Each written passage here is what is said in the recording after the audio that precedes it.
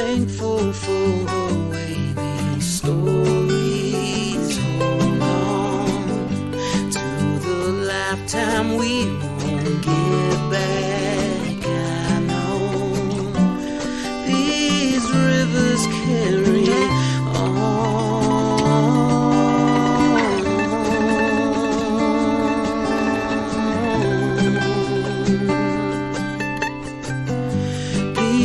tend to stick to you after time. Places tend to do the same as we do.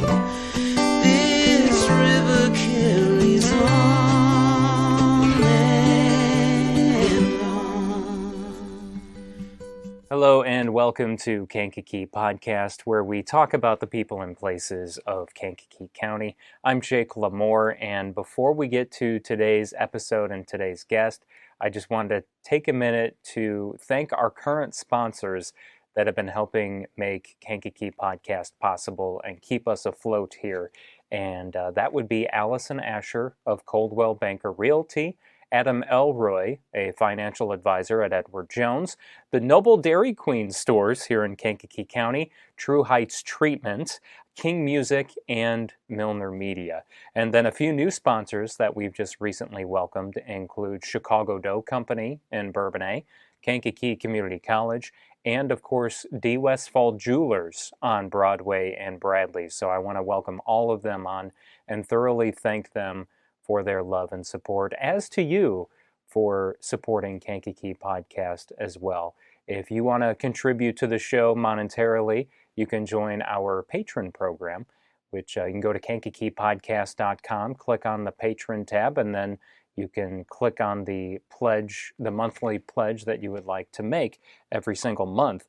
And I want to give a shout out to our patrons for also helping make Kankakee Podcast possible, and that includes Karen Bishop, Jake Lee, Jesse Arsenal, Dave Barron, Daryl Damper, Samantha Rochnowski, Lake Iverson, Travis Garcia, Jane Bostwick, Dawn Harrison, Simon Topless, Scott Wright, Carrie O'Connell, Jamie Race, Joanne Berry, Anthony Vicelli, Eric Olson, Carl Earps, Jeff and Rosa Carroll, Rose Lucky, Teague Dreenan, Sandy and Steve Twait, and there might be one or two others that I don't have on my list that maybe just joined. So if you pledge $5 or more per month, you'll also hear your name announced on an episode of Kankakee Podcast. There's also other rewards like video versions of episodes and such like that. So go to kankakeepodcast.com, and every little bit helps. Thank you so much. Now we'll go ahead and get to today's episode. Today we are on location once again. We're inside Milner Media Partners, which is the cluster of radio stations in Bourbonnais. I'm sure you've driven by it several times. It's a little white house just down the street from the corner where the Speedway gas station is, right at Latham and 45 Convent. And it's WFAV, WIVR, WVLI, and, I guess WYUR as well. So all those stations encompass the Valley, River Country, and WFAV, where I'm employed actually part-time. And if you do listen to those radio stations, which you should, you'll hear the Kankakee Podcast commercials that get played, because we are, in fact, a partner with Milner Media. Kankakee Podcast is, which I'm very grateful for, and that's because of Tim Milner, the CEO and president, who I'm currently sitting down with. So, Tim, welcome to the podcast. So good to be here, Jake. It's good to have you here. It's so funny. Like, I've been thinking about this day for a while, just because I knew I wanted to have you on the show, and I was just thinking in my head, I feel like it has to be in Tim's office. I just feel like there's no other way, because this is where the power is. Like, you come in here, you've got this ginormous desk, which I feel like there's a story behind this desk, isn't there? There is a story. This desk belonged to a gentleman by the name of Harry Fitzgerald, and Harry Fitzgerald was partners with Howard Divadoc. Perhaps you know Howard. and his wife, Charlene DeVadoc. And Howard was partners with Merlin Carlock, and they own 99.9. And I met Harry back in the summer of 1983. My late brother, Tom, and I were in a place called Anderson, Indiana. We had $13,000, and our goal was to buy a radio station. I was just turned 30 years old, and he was a disc jockey in all places, Maui, Hawaii, but he had island fever, and he and I had a dream of buying our own radio station.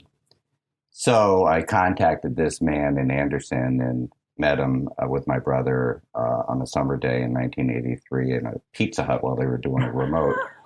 And he had all his financials in a Tom McCann shoebox. And I looked at it, and I looked at my brother. I said, this is not going to work. So we went to the Best Western Hotel, spent the night, and woke up the next day, and the newspaper said Anderson ranked worst place in America to live. Oh, God. So, being from South Florida, being raised in Fort Lauderdale, and my parents owned and operating a couple of stations there for many years, but they sold them and retired. We loved the Midwest. My great uncle, my grandmother's brother, was Frank Leahy, the head football coach at Notre Dame in the 40s and early 50s. I did not know. See, I did not know that. That's why I'm here. There's so many stories behind Tim Milner and just the Milner family in general. That's one I did not know. Well, and Frank was very famous, second winningest coach. I think Saban is like now number one, so he's third in the history of the NCAA. Wow. Having said all that, my middle name was Leahy, so we would always go to Chicago at least once a year for a game. And my parents had bought a condominium in Chicago, so we liked the Midwest. And so we left Anderson in a rented Pontiac and drove the state highways, because we got to enjoy the cornfields and things like that. We drove through Kankakee and actually stopped at the YMCA of all things and met Wes Walker. And I almost bought a membership, but I said, Wes, I don't live here. So we continued up to Chicago because we wanted to go to a White Sox game. And when I was playing baseball, I played baseball in high school in Fort Lauderdale and then at the University of Miami. I was scouted by the White Sox. And so I became a White Sox fan. And we took Route 50 all the way up. And I think we just lost a bunch of listeners saying you're a White Sox fan. All the Cubs listeners stopped listening now. They're like, okay, I'm done. Well, to be perfectly frank with you, the other half of my family are all Cub fans. And so I also enjoy the Cubs as well. And your mom was a Dodgers fan, right? Yes. She grew up in New Jersey. Yeah. When the Dodgers were on the East Coast. Right. Yeah. Exactly. And it was a big deal when the Dodgers left for LA. I mean, it broke a lot of hearts. Yeah. Yeah. But not to... We regress, right? Yeah. But so you got scouted by the White Sox. You became a White Sox fan. Right. But, the whole thing is about this gigantic desk, right? I was just curious the story behind this desk. Yeah. It should be made into a surfboard. But anyway, so we get up to Comiskey Park, and they wouldn't let you in except for 2 hours before the game. But there's a bar there called McCuddy's and a payphone. And you might wonder, what's the payphone got to do with everything? Because we were listening to this station, 99.9, from Kankakee. It was a album rock station, pretty good station, listening to Jim Murphy on the radio, who still is a good friend of mine today, and drove all the way up there listening to that station and hearing Walkman commercials and, Bill Egan commercials. And these are local Kankakee people. And I'm thinking to myself, that station's got a huge signal. That's great value there. I wonder if that station could be bought because, everything was the Midwest, was the Rust Belt. Everybody was leaving. And my brother said, call the station. So I called the station, 411, WBYG, and the disc jockey answers. I said, so who owns the radio station? And they said, Harry Fitzgerald. And that's where the desk came in. So they gave me his number. And I called him up right there. And I said, hi, Mr. Fitzgerald. My name is Tim Milner. I was wondering, we're listening to your radio station, if it's for sale or not. And he says, matter of fact, it is. And he says, why don't you come down and talk? We told him, of course, small talk. He knew what it was. Yeah. So we drove down the next day, and he was a Notre Dame fan. And he said, well, we're going to go over to the Sandbox. And we met Mr. Carlock. Okay. And one thing led to another. Great guys, gentlemen. And we're golfers, too, you know. Sure. Bon Vivant and all that. So, yeah. Was Bob Vivant, was that open at the time? Yeah. It was open at that time. Yeah, okay. It's been open for a few years. Okay. It's very popular with people from Chicago driving down, and sure. championship golf course, and had a croquet lawn, had a little airport there. I mean, it was Mr. Carlock. Right. He didn't mess around when it came to doing something. He was going to do it all the way, or, you know. Right. So, in fact, Mr. Carlock said, so, okay, boys, what do you want to do? You know, and we said, well, Harry indicated that the station was for sale, 99.9. How much? And it's $1 million. How much you guys got? You know, 13,000. But you know what? It's worth it. It's absolutely worth it, because I had in my mind a business plan for the radio station, and I wanted to change the call letters to WBUS, call it The Bus, you know, The Bus in Joliet, The Bus in Tinley Park, The Bus in Maryville, a regional radio station, The Bus in Kankakee. And I said, sure, it's worth it, but it's out of our league. So I went back to work for Clear Channel, which is now, you know, iHeart Radio, a station called Y100 in Miami. My brother went back to Maui, and my parents were retired. And they said, well, you know, this sounds like a pretty good deal. Do you really think that you could take that station and regionalize it? And I said, I guarantee it. Well, I'm 30 years old, you know. I really didn't know what EBITDA was. I didn't know how to read a balance sheet or anything. But it made sense to broadcasters that if we could fill a hole in the market, right? So my dad said, you know, we've got a place up there already. So my father, who's an Irishman, called Harry Fitzgerald, who's an Irishman.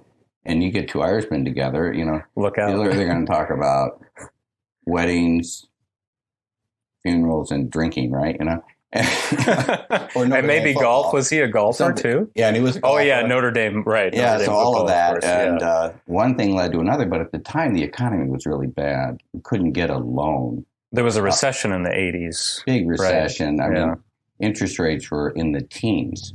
That's because huge. They were trying to tame inflation the same way they're doing now, right? The Fed's doing it now. And it takes time, but it eventually works. Yeah. So you had to create deals. And so essentially the deal came down to $100,000 down, $300,000 balloon payment every 2 years for the next 6 years, right? So this was just an agreement between you and Fitzgerald then? Fitzgerald. No bank. And Diva-Doc and another gentleman, I forgot his name, he had a small piece of stock. Something, he owned a record store downtown Kankakee, and Mr. Carlock. Oh. It was, I think Mr. Carlock transferred his stock over to Mr. Diva-Doc, but whatever it was, we had a deal. Mm-hmm. So we made the deal, and I was moving to Kankakee, and it was the best thing that ever happened to me. And I say that with all the gratitude my heart can put out there. So what we get here, and it's just proof that adversity is a teacher. It can torment you, or it can teach you, right? It can make you a better person, make you less of a person. So what happened? So we did it 6 months after buying the radio station. I think we closed in '84. We actually closed on St. Patrick's Day. That's right. Yeah, because the Valley celebrated its birthday on St. Patrick's Day, though, too, didn't right. it? Of course, that doesn't come until 95. About 10 years later. But every year, you know, there's been a few years I haven't done it, but we go to Tiny Tap to celebrate. And it's a nice Irish bar right by the railroad tracks downtown Kankakee. Mm-hmm. And you meet some really interesting people there. You want to know I love how you put that. Yeah, it's just a wonderful place, and people that worked in the factories years gone by and everything. you learn the history. And if you know the history of your community, you appreciate it and you want to be part of it, you know. And the only way you can be part of it is by giving back to it. But anyway, getting back to this desk. Right? So was this desk sitting here when, like, in this very spot? No. No, Mr. Fitzgerald died about, I want to say 7 years ago. And his widow, Jan, called me up, and she needed some help for some things. And I always used to go over and see Harry because he's right next door. And he had this... Wait, he lived next door to the radio station? Yeah. And this... Like, yeah, when I met him, he was across the street. There was a hotel across the street that he had purchased. Okay. That was no longer a hotel. He had an office there. And then he bought this house. And he turned out to be a very, very successful telecommunications guy. You know the tower on top of the Sears Tower? Yeah. That's his. Wow. Yeah. I mean, when he died, he was a multi-mega millionaire.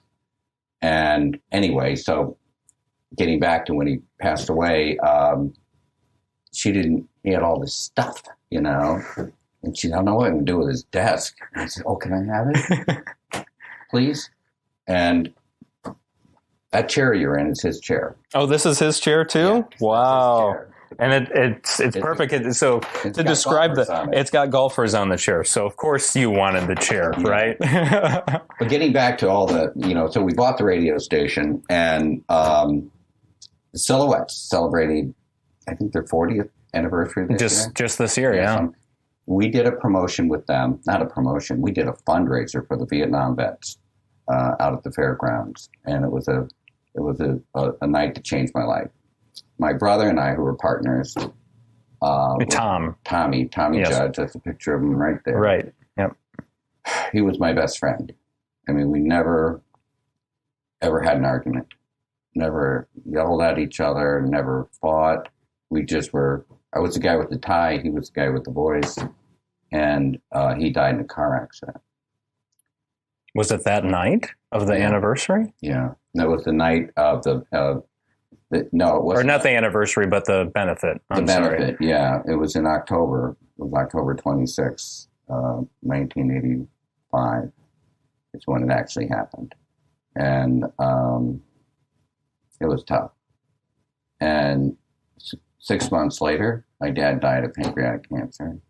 My mother had double radical, and she had breast cancer. And I had my brother Mickey, who was in AA in Florida, but he was doing really well. And I said, man, I need you. You know, he had been on the air before. Addiction is a terrible disease that many families have to deal with. Nobody's fault. It's just like a sickness, you know. It's like somebody has cancer. Right. Yep, absolutely. Out of your house because they have cancer, you try to get them cured, right? Yes. Treatment. So he came up, did a great job. We had a guy here, Jim Murphy, Bill Taylor, Kathy Gagliano, Kathy Robinson at the time, Case, a lot of great people. Vicky, not this Vicky, another. But anyway, I decided to change the format. That was a big deal to top 40 because there was a big hole in the market, and they didn't want to do that. So this would have been, what, the late 80s? This is 1980s. Late 1985. Okay. I mean, you know, I've lost my brother, lost my father. We got a huge note, $300,000. We have to make $300,000 in profit, you know, or we lose the station back to Harry and Howard and everybody else. And my mother came out of retirement, and that was a good thing. And you know my mother. Yes. Oh my gosh, she was so wonderful. So it was after your father had passed away that she decided, I'm going to come back and help you keep things organized.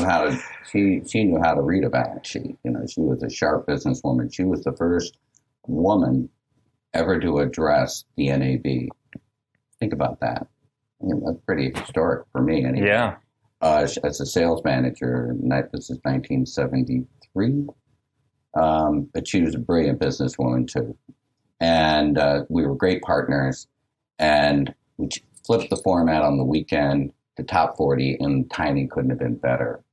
You know, we went from a cume audience of about 50,000. We had a 50,000 watt stick. It's huge, yeah. To over 350,000 almost overnight, because we added all those listeners in Joliet and the south suburbs in Northwest Indiana.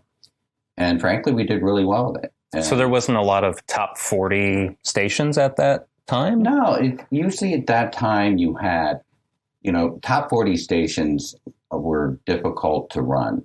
And I'll tell you why, because let's take, for example, I mentioned Volkman's jewelry store. Right? Yeah. They were one of your first clients. They would advertise on KN, and they wouldn't talk to BYG or anybody, even though who gets engaged? Young people do. Right, yeah. Time and rings are expensive, and you have a chance to brand something, have a customer for life, and so on. But there was a lot of opportunities there for most people that own businesses, dry cleaners and banks. They don't want young people. They want to go after the people with the dough, with the money. And at that time, KAN was what, adult contemporary? They did news, but they also did full service. They were like the WGN of Kankakee. Yeah, I mean, they were it. So they were doing all kinds of different stuff. They were doing primarily news, information, hot AC, I guess you would call it. Yeah. And maybe just AC, and farm, and they were very successful. They did a lot of local sports games. They broadcasted those. In the small zone, they were one of the few broadcasters that were allowed to own a radio station and a newspaper in the same town. Right. That's so Kankakee. It is. It is. But eventually they sold to another group, and but we were extremely blessed with BUS. The Bus became legendary for a generation. And then eventually we sold that radio station to a Spanish group, and moved on to purchasing WVLI, WIVR, WFAV, WYUR. So what I've always wondered, though, why sell the Bus? Why sell? I mean, 99.9 was such a huge station. It was the signal was massive. Why sell it? Well, it was a lot of money, and we had lots of grandkids, lots of people to put through college, and we thought this was the time to do it, kind of cash in your chips. Because the market was high. The market was hot, and Mr. Bustos wanted it, and I didn't particularly want to sell it because I was pretty young and having fun, but my mother thought it was a great idea. Jackie thought it was a great idea. Kathy Gaggs, Kathy, she didn't, we were like, I don't know, but we did. We sold it. And this would have been what, 94? 94, 95, actually 95, I think it was. Yeah. So, but, that led to, this radio station, WVLI, which is Greatest Artists, Greatest Hits. And it has been probably one of the most successful small market radio stations in the history of broadcasting in the country. It's been ranked every year for 25 straight years as the number one most listened to radio station in Kankakee County. That's a real privilege. I'm not bragging about that, but it's just a testament to how important it is to be in touch with your local community. And there's so many stories behind WVLI and people who have made it what it is today, you being part of that. In fact, when you started your podcast and I saw it for the first time, I was so impressed. I was like, well, oh my you're God, too I kind. remember listening to Jake on 91.1, Oh, WKCC, yeah. Started, and my brother called you to come over and work with us, and it was just, there's so many stories like that, right? Yeah. But being in touch with the community, to me, was the most important thing. There's a gentleman, Wally, can't think of his name right now, from WGN. I read his book. Oh, I think I know what you're talking about. I can't think of his last name. I want to say Wally Volkman again, but he was he did Morning Drive on WGN for years, and he wrote a book. And I read his book. It's real important to read, if somebody's successful, read their book. Right. So I read his book, and I thought it was interesting that there was a quote in there that he made Chicago seem like a small town.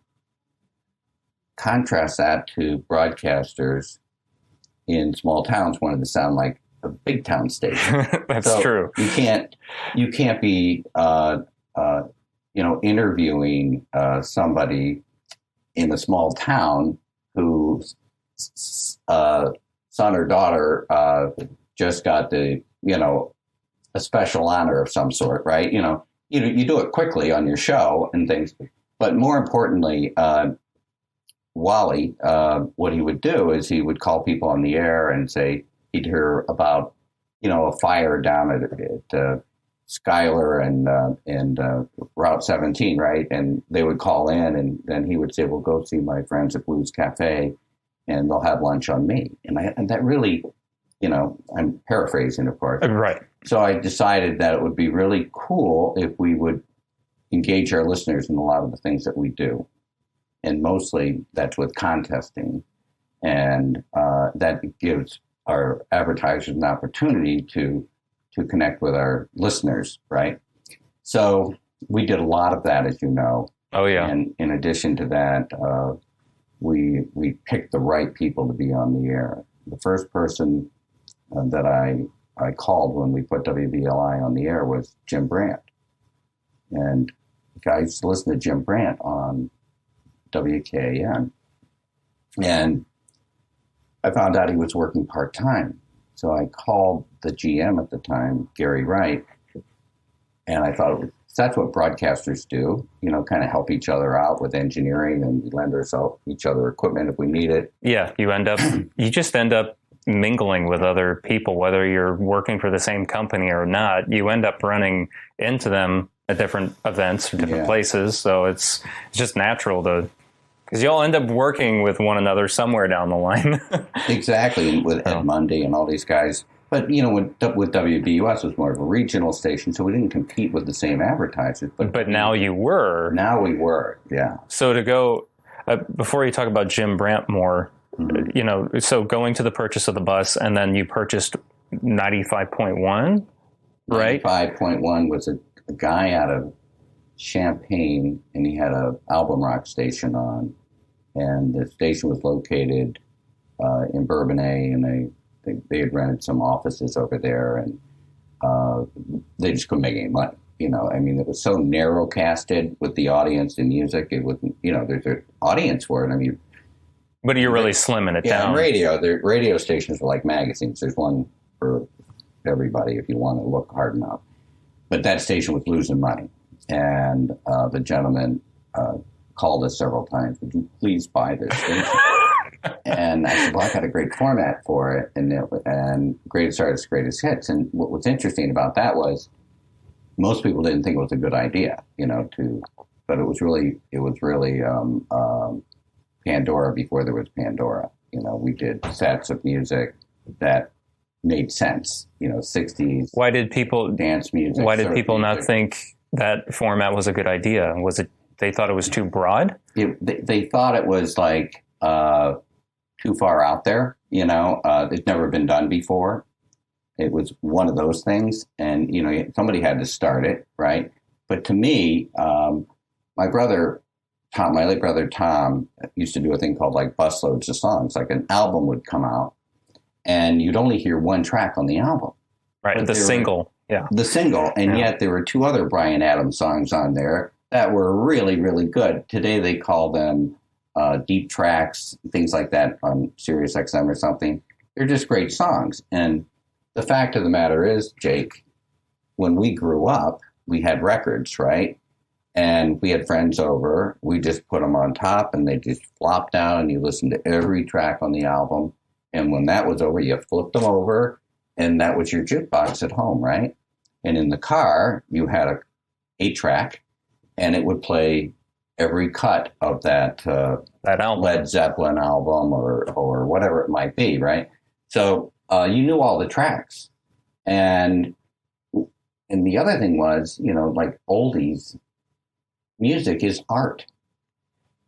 And I think it was top 40 music was so new to people at the time that they just didn't think it would last. And that's why songwriters they gave away the rights to their songs. So they thought, well, nobody's going to play this song in 2022, and yet we still are. We are. Yep, here you are. and the famous story is the Beach Boys, their father owned the rights to most of their early songs, and he sold them to Herb Alpert for $250,000. And of course, they're worth $1 billion. And oh my God. Even the Beatles, with all the wisdom of Mr. Eastman, Linda Eastman, Paul's wife,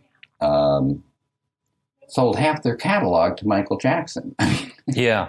Yeah, that's one of the greatest, funniest stories of that topic, owning, catalogs of music, the Michael Jackson, Beatles. But I always thought, I always felt that, the way people look at their photo albums, and why do people stand in line for 3 hours to see the Mona Lisa? They've seen it a million times because it's classic. It's just something about it. It stirs the emotions of the heart. Well, oldies do that too. And they needed to be treated respectfully, like disc jockeys back in the old days would say, if my nose has an itch, you know what I do? I let Wilson pick it, and here's Midnight Hour, in the midnight. Was that your line that you used? No, it wasn't. But that's what they would do. Yeah. But yet now, in this, there were other regional groups that played the same song. The Rascals, they weren't regional, but at one time they were. They played the same song as well. You had Gloria by, Van Morrison, and you had them, everybody, it's just a different. It was cool. So I knew there was a place on the radio for this because people grew up. There was a time in this country where 99% of the population listened to the radio for 3 hours a day. And that was just 40 years ago. Today, it's 93%. And they listen for about 2 hours and 10 minutes. Right? Now, granted, we have Sirius XM. We have different a lot more things to listen to. I'm just talking about broadcasting over the air. Mm-hmm. But it's still a tremendous reach. So oldies, the songs, the reason Pandora took off was the same reason we put VLI on the air, because we knew there was more to it, that those songs needed to be played and played it with respect. And I knew that they would never get old, just like you never get tired of looking at yourself, throwing the football or something in your high school days or something, or whatever, well, prom pictures. And it wasn't too long after the Valley was created in 95. It wasn't long after that when there was a slew of those formats of radio stations, we play anything kind of format, which is similar. Yeah, very similar. The Jack and all that stuff. Yeah. But, they kind of get, if you grew up in Chicago, right, or Atlanta or Miami, or, there was a top 40 station. And at one time, you could hear Frank Sinatra, the Rolling Stones, and Leslie Gore in the same. They were all in the same hour. Top 40s. Yeah. They didn't care what order they played the song. It was all about the song. And I think the secret to our station has always been if you don't know the artist, you know the song, and if you don't know the song, you know the artist. And then I kind of fell into it because we had so many wonderful air personalities who also knew the music. I mean, we had, I mentioned Jim Brandt, right? Right, yeah. So going back to... But we had Tommy, and now we have Denny Case, and so right. People that you just know when you hear their voice come through the speaker, they're telling you something that you want to know. And WFAV, Jess on WFAV, right. She's just the modern version of it. She just does a wonderful job of really caring about the song, the lyrics, the way that it was sung, who produced it, and they're coming in concert or whatever the fashion might be at the time. But that's what the Valley did. And plus, Wally Phillips. That's the guy. There we go. Phillips. That was the last name. He gave away everything. Yeah. So, we kind of changed the way people listen to the radio in Kankakee with WVLI. And then we were able to put a country station on That was 2001. Yeah, River 2001, because, Star Radio sold very popular country station, 92.7, which we now own, which was called T93. Really good country station. Gary Wright, Bill Gertine, and those guys did a wonderful job with that. And but their company sold the station out from under them. And they desperately wanted to get a country station, and they tried hard. They even flipped the music on their AM station from AC to country, and some people felt that was not a good idea at the time, because I don't like country, that kind of thing. Yeah. But regardless of that, so that's when you saw the opportunity. You're like, we're going to create a country station. Right. I looked around for what they call CPs, and I found one in Kentland, Indiana. And I talked to Lyle Evans in Green Bay. He owned it, and I called him every 30 days for 3 years. And then when he called me on Labor Day, he says, "Tim, this is Lyle. I'm sick. I'm ready to sell." And he was an FCC lawyer. He owned a TV station in Green Bay and 100,000 watt Class C FMs in Upper Michigan. And so he had a lot. He had a lot, yeah. He was an interesting guy. And, we bought that and put it on the air, 101.7 in Kentland, but we moved it. You're allowed to move the tower 11.8 miles north, so we ended up moving it to Donovan, which gave us plenty of coverage for Kankakee at the time, and blah, blah, blah. The rest is history. Well, and then since then, obviously, it's you acquired 103.7, and then there's 96.1, because now River Country is on all three of those frequencies. Yes, it is. It is, and we recently were able to have an amazing Roy Gregory, who was on. Listen to this. This is how funny this business is. How incredibly naive or ill-advised, or I don't know. Roy Gregory. It's hard. It's a mouthful. I know. It's radio. Gregory Roy. You have right. two first names. Yeah. He was on the air for 28 years on CCQ. He was a legend. Yeah, everybody knew him. I knew him. When I started working here back in 2014, 2015, I was listening to Roy on CCQ just to, get my feet wet. I'll make this really quick because, we always struggled to have a real good morning man on River Country. And we've had a lot of people here say, all right, I'll do it for a while. Jim Brandt did it for a while, and Chris Nichols did it for a while, and Mike Tamano did it for a while, but their heart wasn't in it, and listeners pick up on that. And Mike Rubel mentioned that this guy was no longer on CCQ, and I said, well, Mike, go find him for us, will you? And couldn't find him. So, of course, I never ask a man to do a woman's job, right? Because a woman can do anything a man can do in 1/10 of the time, right? So Vicky, who works with me, she found him in about less than 1 minute on Facebook. Of course, right? Yeah. We had him on the phone in 2 minutes, and we had him in the radio station within 2 hours, and it was another fortunate decision for Kankakee, our Watseka, Rensselaer, Wilmington. Yeah, Roy's just top notch. He's just an amazing guy. Yeah, he fits in so well with the people that are on the air here. We have a great lineup of people. Very fortunate. Yeah, absolutely. And I feel like you're right about the not having that strong morning personality on River Country. You had amazing people in that morning spot in previous years, but Roy, that's that's his thing. Like Oh, country is his thing.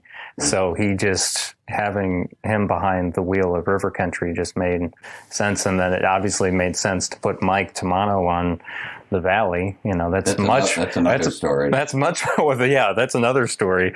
But, what an amazing guy he is. But, there's so many stories within the stories. Yeah. And I guess I kind of want to go back to the beginning of the Valley, though, just because, I mean, you're going from this gigantic regional station, the bus, and then going to something much more hyper focused on the Kankakee River Valley and not so much a region. And then I always love hearing that story about you calling Gary Wright at KAN to talk about Jim Brandt. Yeah. I know you're about to tell that story. I hope that your listeners remember Jim Brandt. Jim Brandt was, not only did he have the voice, but he had the passion, and he had tremendous integrity. I mean, Jim did the right thing all the time, and his listeners knew that. But I didn't really know Jim Brandt, the man, right? I didn't know Jim and Marcia and their kids until years later, really after we worked together. But I used to listen to him do Little League games. And my father was he did Michigan State football and basketball. Parents did NBA. You know, he was a play-by-play guy. And I just loved what he did, you know. And so you grew up listening to your dad doing those games. So probably when you heard Jim, you kind of... Jim made a freaking Little League game sound like the World Series, you know. You didn't want to get out of the car, you know. And then, you know, so I figured, you know, he's probably doing morning drive on WKN. He wasn't. And he was doing like part-time. And I said to my brother, I said, you know, Jim Brandt, you know, he would be the perfect guy to build a radio station around. And he said, okay. You know, Mickey was happy, you know, if you think so. Yeah. Okay. Mickey, yeah. So I called Jim, and Jim said he was interested. And I said, well, I'm going to call the GM over there, Gary Wright, and get permission to, you know, to see, you know. Is that what people normally do, though? Yeah, that is what we used to do, yeah. I mean, to me, that is... Excuse the expression, but you had some balls, like, to call the GM and be like, hey, can I have one of your guys? Because you're from a completely different company. Well, I looked at it. I don't mean to interrupt you. No, you're fine. The thing was, he deserved, in my mind, you know, I've been in the business my whole life. My mother and father were in entertainment. My mother's a big band singer, been in radio forever. It's the only thing I've ever done. And I thought, this guy's good. But, you know, it was like, you know, you have 5 great pitchers and only 4 are going to pitch, right? So you got to put one in the bullpen. Well, Jim got put in the bullpen at KN. And I thought he should be a starting pitcher. That's my analogy. Yeah, that's a good analogy. So I called Gary. I said, you know, I said, I'm building a radio station, and I want to start with one of your guys, if that's okay with you. He's currently part-time. And I think he would be a real asset to the community. We're on FM, you're on AM. It'll be a different deal. And he says, Brandt. You know, you can call him, you can say Jim Brandt. Brandt, you want Brandt? Brandt's good. Yeah. Well, yeah, if he wants to work for you, okay. All right. Hangs up the phone. And so I called him up. He said, yeah. He said, if I want you and you want to work here, you can work, you know, and that's what happened. So I owe a lot to Gary Wright. Gary Wright was a really good broadcaster. He gave a lot of people in this town their first shot at radio, and he put them in a structure for them to succeed. And I'll always respect him for that. And I still see Gary around town. We served on boards together and things. And in fact, I saw him last night at the Riverside Samaritan Dinner downtown. And nobody can tell a story like Gary Wright. He's a great storyteller, but I'm very grateful for him. And I know almost everybody who's worked for me had worked for him. Think about that. Right. Yeah. I mean, so many people in this building as we speak have worked for Gary, or they at least worked at Star Radio or KAN at the same company. Gordy McCollum, I saw him last night. Ed Mundy and I were, Ed Mundy was like I now say that Ken Sires is the Walter Cronkite. He is, now now that Ed's passed. But yeah. Ed was the best. Ed was the best. I think the turning point I had with Gary was when we had the train wreck in 98, I think. I think that was 98. And we weren't a news powerhouse. We were more, music, entertainment, right. Contest. But you did have Ken Sire. We had Ken Sire, but I'm Ed Mundy. You couldn't beat Ed Mundy and Jan Parcell, but we did the best that we could. Anyway, so we're out there covering that horrific train accident, and we had what they call a Marty system, and we're broadcasting live. And that's not something we did a lot of, but for an emergency like that, we had to be there. And we were out there. Oh, right. It was huge. With Judge, now, State's Attorney Judge Kick was out there. We were interviewing him and people like that, And Ed was struggling with his Marty system. I said, "What's up?" He says, "Not working." And I said, "Well, we can just, change the frequency to your frequency and you can use ours." And he said, "You'll do that?" I said, "Of course, what do they say? Mountain climbers help mountain climbers, right?" That's right. And of course, so we did. And I got a call from Gary Wright saying, "I just want you to know how much I appreciate you doing that. That was really important." And I was an unconscious competent, frankly. I didn't realize what I was doing was such a big deal, And so Gary and I have been really good friends. We've always respected each other, but we've become good friends since then, And that was 25 years ago. Yeah, right. A lot of history in Kankakee radio. Right. Well, I think that's just a testament to your character, because I'll say, because I've told this to people recently. I don't know if I've told this directly to you, though, is that I was scared when I started this podcast that there was a chance that I was no longer going to be an employee at Milner Media, because I thought maybe you would see it as a competitor kind of thing. But instead, you sat me down in your office and you're like, "Hey, I want to help you. I want to help promote your podcast, and we can, in turn, I just want to have ads on your podcast about Milner Media and our radio stations and on your website and stuff." And I think that's just a true testament to your character, so I just want to say thank you for that, Well, so. You're more than welcome, but really the pleasure is, is ours, all the people that work here, because we're so proud of you and what you're doing. It reminded me very much of like when we were breaking in a new format, which turned out to be like Pandora, Spotify, and you were breaking ground in this area. Doing it in a well-organized, thoughtful way that when I first listened to your podcast, I was like blown away. I couldn't get away. That's what a good podcast does, right?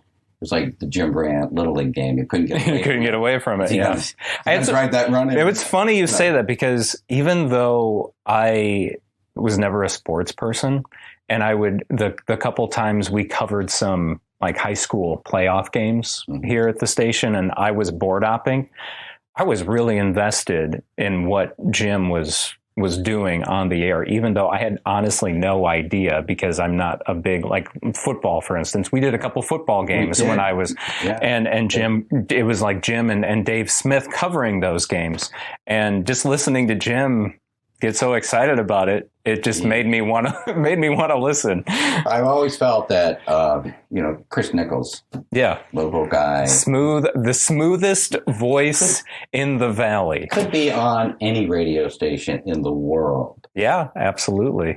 In the world. I just couldn't believe the good fortune we had when he came here. And now he's our operations director and doesn't do a show, but he coaches and coordinates, and we have a lot of balls up in the air all the time. Oh, yeah. Yeah. But, Yeah, but thank you for that compliment. Can I share a story with you? Yeah, please. Because I think people might find it very interesting. Okay. To get to know a community, read the newspaper, right? Read all the papers. Well, that's what you and your brother always would tell me. Yeah, Toby Oshesky had the Country Market, the Herald, and the Journal was legendary. I mean, the guy who started it was the governor of the state, I mean, come on, right? Built Highway 50. Yep. All that kind of stuff. Governor Small, yeah. So here's the deal. So the newspaper would come out and I would read it, and this and that, and I realized that after talking to people, just, whether I used to go to the Greek Orthodox Church or this or that, did they say, did you see that in the newspaper? No, I didn't see that. I wish I knew.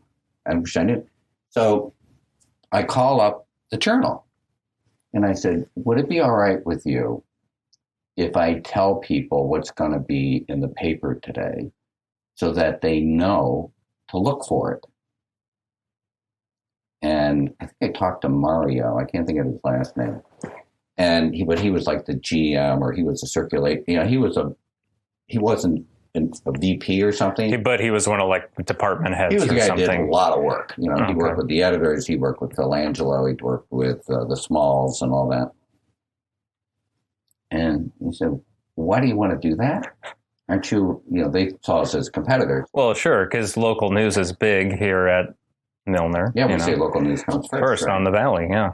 Like we would say, like you read it in the paper, it's history. You hear it on the radio, it's news. But that's just a joke, But the Journal always has done a fabulous job of covering everything. Mm-hmm. So I never heard back from him. So we just decided, Ken Sire and myself, we'd get the paper and say, this is what's in today's newspaper, So I get a call from, I'm sure Phil will say it didn't go this way, or it was another. Phil Angelo. Yeah. And he said something to the effect like, well, if you're going to tell people what's in the paper, you might as well tell them what's really in the paper correctly, with, I guess, correct grammar is what he meant.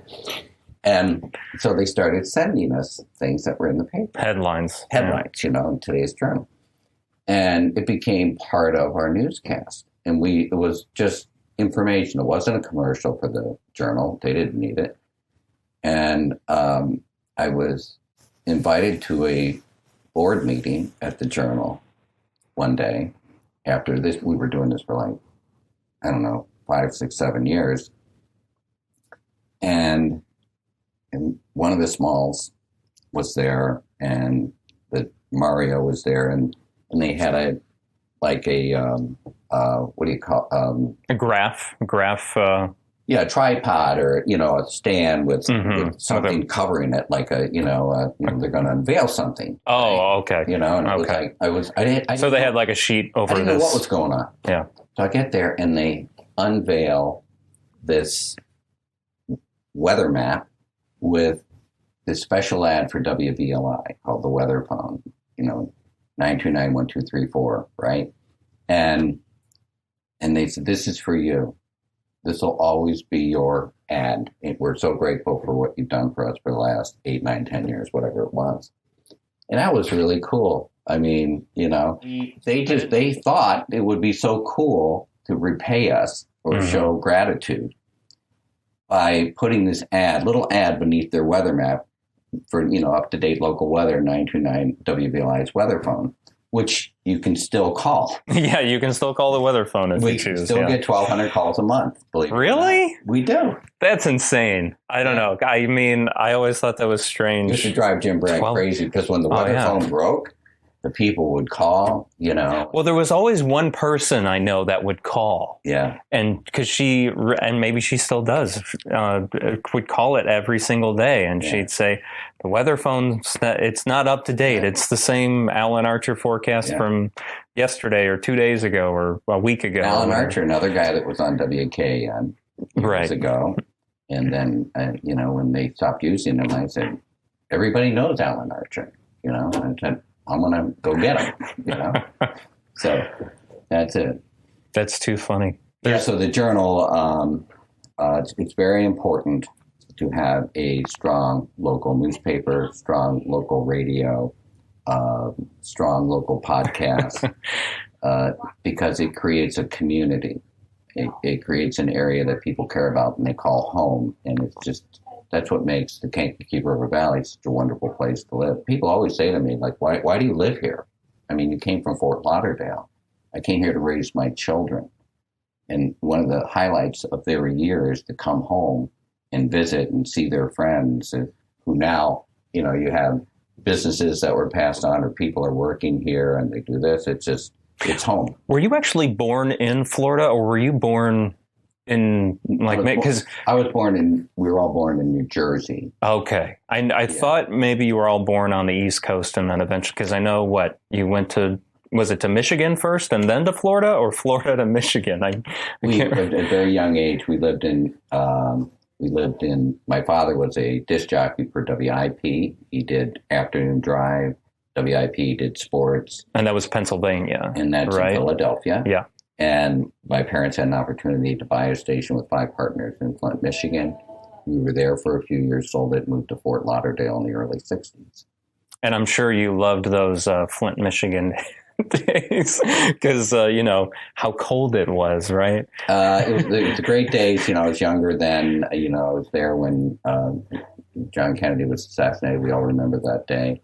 And, you know, I think the thing that I remember most about that radio station was, if you've seen pictures of my mother out here in the hallway, is Sonny and Cher walking into the station, right, with a record that had not been played. It wasn't I Got You, Babe. It was, I forgot the name of their first hit record.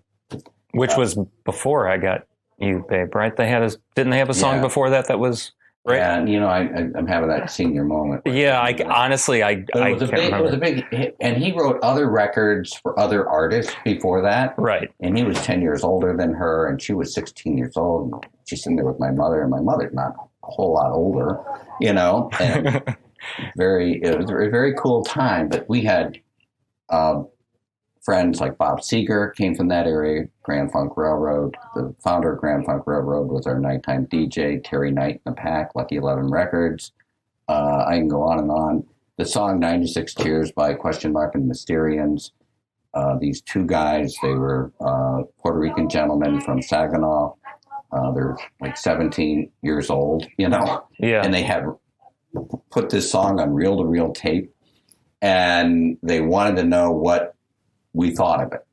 And they brought it to you? They brought it to us at our station. We were the first station. To play that song? The first station, yes. And in fact... Still played on the Valley to this day. It's considered a classic. It's been covered by everybody. Right. But it just, you know, the other day I was helping a friend move, and he had the gentleman helping him, and one was this guy obviously from somewhere like Puerto Rico or South America or Mexico. He was Spanish, and he said that he was a rapper, and he wanted to know what I thought of his song. I said, I don't know if I can help you or not, you know. Listen, I said, you know what? It's good. I mean, but I'm 69 years old, you know. It's going to do well with 69-year-old guys, you know. But maybe it's not good, you know. Yeah. But you might. But I think technically and everything, you should, you know, go with your heart, man. Mm-hmm. Go with it, make it work. So these guys, the reason I told them this story about Question Mark and Mysterians. So this song with just the organ and, you know, a little bit of bass and drum, that's it, you know. But the lyrics are so strong. You know, it's one of those songs like Gentle on My Mind that it just could go on and on and on.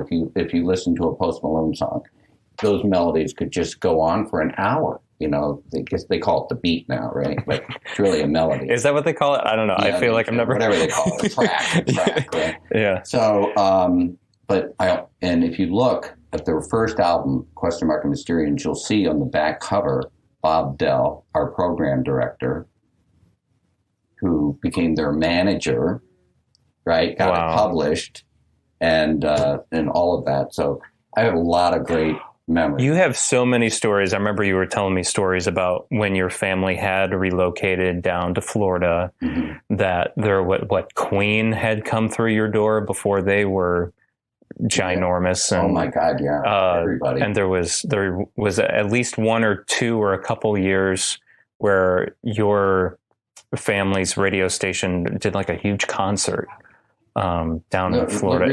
Is it the poster? And see the poster up there? Oh, it's this one, right? Yeah. Yeah. Now, my mother and the father, Easter Rock Festival. Jackie and Jean, right? This is before promoters. Yeah. All right, these are the people. This was in, I think, 1968. It was, I think, April 30th or March. I don't know what it's. It was around Easter time, right? Around Easter. Here's who played.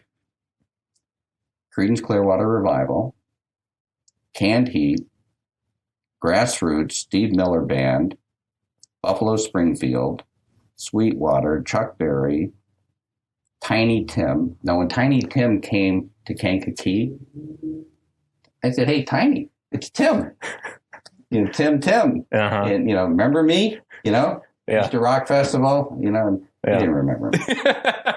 He stayed in the old Kankakee Hotel. Gosh, that's great. And what I remember, the little odd thing was, he wore adult diapers. Isn't that wild? I mean, it's crazy. Is it because I don't know what it was, but he wasn't afraid to tell me about it. I mean, I thought that was interesting. I mean, I always thought artists that play like 3-hour shows and they don't leave the stage would have to wear like an adult diaper. 3 Dog Night, Strawberry Alarm Clock, and the list goes on. Right. We had the MC5 coming, but they used the F word, and that's one of the 7 words in radio that you can't say. Yeah. So, and it was a great time. And we did other ones as well. My brother Mickey was a big part of that. My brother Tom. Yeah. But, I was telling, we're trying to do a promotion.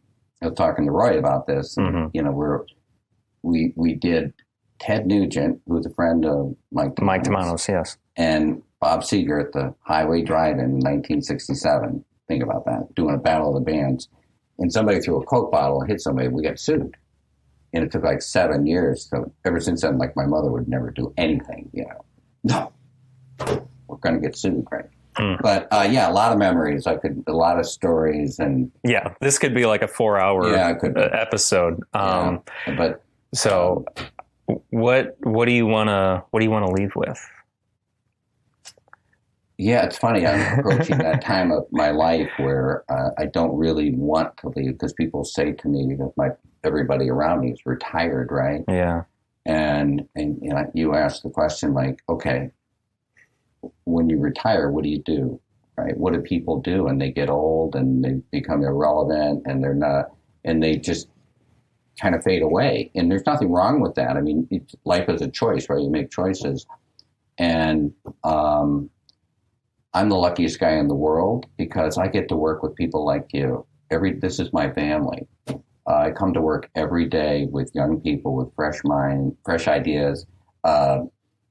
It's just interesting. It's fascinating. And my days go by really, really fast. Oh, yeah, because this place is it's a beehive. But that's all cool. Yeah. Most importantly is the impact that they have on our community and the feedback that we get. We're always trying to recreate ourselves to be better every day. We see our role in the community as a voice for people, entertainment, help promote. Like they say, the economy's bad, right? What we say here is we say, well, let's make our economy good, right? Let's not participate in negativity. Let's be, the pure, the positive, and it shows, I mean, people comment to me all the time about the people that entertain our audience and inform our audience. It's it's a shame what's happening right now with newspapers because it's so expensive, right? It's like, it's changing. Even the radio business has changed, as we know. We don't have as many listeners as we used to, but we still have thousands of listeners, right? Right. And then they can also listen to us on our own app and tune in radio and everything. So now our radios, people used to say to me, Jake, because people that have really nice cars had Sirius XM, right? Remember, there used to be Sirius satellite radio, and then there used to be XM. XM, they were separate, but now they're together. And they all came together. And, I always thought they were just another radio station in the market. But if we did our job right and we, programmed our music appropriately and gave people a reason to listen, a why to listen on a consistent basis, they would do so. And I'm very, very pleased that they perform at such a high level every day, because it's so hard I guess maybe, coming from my brother being on the air a lot and my father whole career, a live mic is hard. It's stressful. And it's a tremendous amount of responsibility of what you say when it comes out. And so I have a great deal of respect for broadcasters. And so why do I keep working? Because I love it. I just really get a lot back from it. And I get to work with people like you. You get it from your mom. Yeah, my mother passed away. Incredible woman. Yeah, I was lucky enough to meet her. Yeah. She, before she died, there was a patch back in the old days in radio. The salesman, right? They would have a station logo on their blazers, right? Sure. And we had one for WTAC, Big 600, and it was black and white. And she had it, and this is while she was dying. She had it stitched onto a V cotton sweater, and when I would go up and take care of her along with my sister at night, and she was so excited I wish I have it at my house. I wish I had it. I'll bring it in tomorrow. I'll show it to you. Okay. And she wanted to have her picture taken with me wearing that sweater. Oh, she wore everything with black and white, yeah. Because that way, it's really easy to pick out your outfit every day. Yep. Black doesn't show wrinkles, and the contrast, you always look good, Right. You look pretty good. So, but my mother was a pioneer woman broadcaster, but more importantly, she was like an amazing mom. Yes. Yeah. She was. Yeah. Wow. Grateful for all you do and the chance that you and your brother and your whole family gave me, 8 years ago almost already. So. Well, let's talk about Charles. Well, Charles helped too. Yeah. How do you say Charles' last name? I always butcher his last name, even though, Well, everybody knows Charles. From the schoolhouse. Yes, Bourbonnais Grove Historical Society. Yeah, Charles is wonderful. He's the one of the greatest Frenchmen we've ever had walk through here. So, his book that he wrote on the history of this area is a must-read for anybody. My grandfather printed it. I helped him print that book. So it is amazing. I wish I had. Yes. We have a lot of extraordinary people who live in the area, and he's certainly one of them. Yeah. He'll be a guest on the podcast at some point, I'm sure. So, but Tim, thank you so much for everything you've personally done for me and for supporting the podcast and just being an incredible. You're a big part of our community, both from the radio station, but also outside of the radio station, because you sit on several boards as well for different nonprofit organizations and such. So thank you for being so heavily involved. It's an honor to serve the community, give back to the community, to help people. And I'm very grateful for all I don't know exactly how to put it. As you get a little bit older, I'm sure your parents went through it too with their printing business, and you have thousands of customers, and we have listeners. People, they call you sir, and they treat you with such high respect. I just don't know how to return that kind of love to people, but I'm very grateful and honored to serve the Kankakee River Valley, and I hope to do it for a long time. It's fun. It's a blast. I'm sure it will be much longer. So thank you, Tim. All right. Thank you, Jake. thankful for wavy stories. Hold on to the lifetime we won't get back. I know these rivers carry on.